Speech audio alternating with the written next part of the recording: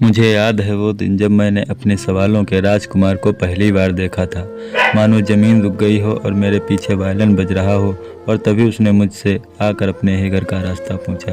अब आप लोग सोच रहे होंगे कि कोई कैसे अपने ही घर का रास्ता पूछ सकता है, लेकिन ये बात सच है। वो इस शहर में नया था, उसके मम्मी पापा ने घर शिफ्ट किया था।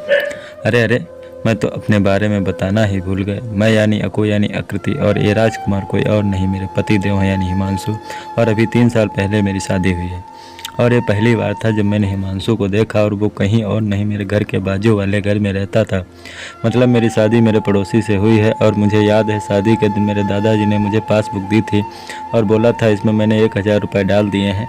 मैंने बोला लेकिन दादाजी ऐसा क्यों? दादाजी ने मुस्कुरा कर बोला कि मेरी रानी, ये पैसे नहीं हैं, ये एक ज़िंदगी की किताब है। और हिमांशु और मैंने एक साथ बोला किताब मतलब? दादाजी ने बोला कि जब भी कोई खुशी हो हमेशा इसमें कुछ पैसे डालना और उस पर लिख देना कि किस चीज़ के लिए पैसे डाले हैं। इससे तुम दोनों की यादें भी बने रहेंगी और पैसे भी जुड़ जाएंगे। लेकिन अब सब कुछ बदल गया। मैं और हिमांशु डाइवोर्स के लिए अप्लाई कर चुके हैं और हमें 6 महीने का समय मिला है। आज मैं हिमांशु को बोलूँगा कि इस अकाउंट को बंद करके सारे पैसे निकाल लाए।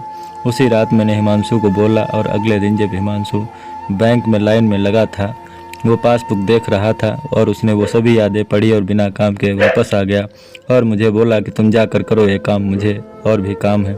मैंने भी गुस्से में बोल दिया ठीक है। अगले दिन जब मैं बैंक पहुंची तब लाइन में लगकर पासबुक पढ़ रही थी।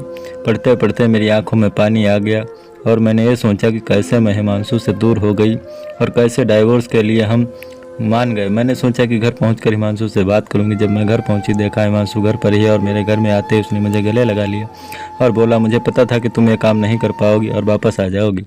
मैंने हिमांशु से माफ़ी मांगी और कभी अलग न होने का फैसला किया। आज इस बात को पूरा 1 साल हो गया है। लड़ाइयाँ किस में नहीं होती।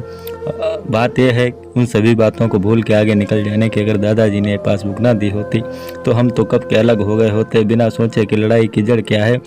हम अपने सभी अच्छे पलों को भूल जाते हैं, लेकिन अब हम साथ हैं। तो दोस्तों कैसी लगी हम आपको हमारी ये स्टोरी? मोहब्बत का गम है, मिले जितना कम है। हमें कमेंट करके ज़रूर बताएं। और हाँ, आपके पास भी कोई इंटरेस्टिंग स्टोरी है तो हम आप में शेयर कीजिए। धन्यवाद।